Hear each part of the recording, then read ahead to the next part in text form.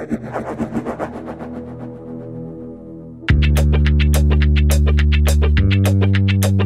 jo, my jsme dneska ve studiu 55, kde fotíme jednou hodně zajímavou fotku s naším nejlepším jezdcem na kole, Tomášem Slavíkem. A už podle těch věcí, které mám na sobě, tak je vidět, že se nebude jednat o jen takový nějaký normální focení, ale budu půlku času vlastně vzhůru nohama ve vzduchu viset s kolem nad hlavou. Takže to bude hodně zajímavá záležitost, která bude fyzicky hodně náročná, nebude to určitě zadarmo ty fotky, ale myslím, že to bude hodně cool. To zajímavé i po technické stránce.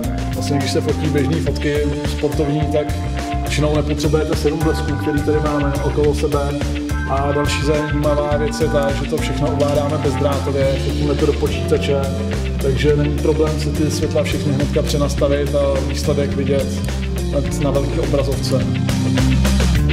Dnešní focení to svítíme světlama Fomei Digital Pro X. Ty mají tu super vlastnost, že je můžu bezdrátově propojit s Macem, iPhonem nebo iPadem a tam nastavovat všechny požadované parametry. To hlavně oceníte v případě, kdy těch světel máte hodně, máte třeba vysoko na stativech anebo na různých nedostupných místech.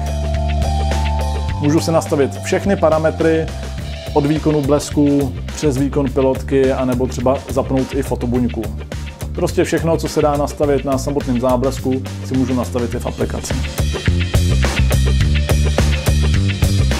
Fotíme to Nikonem D800E, to je vylepšená verze 800, která nemá anti-aliasing filtr, díky tomu ty fotky jsou ostřejší a dostaneme ten nejlepší možný obraz, jaký jde ze zrcadlovky v současnosti dostat.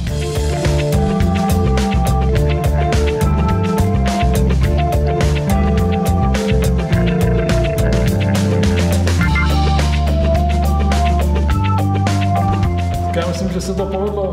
Já si taky myslím, že se to hodně povedlo, jsem teda zbytej jak dobytek. Myslel jsem si, že to bude takový pohodový focení, protože jsem si v hlavě nepřehrál přesně, co tady půjde.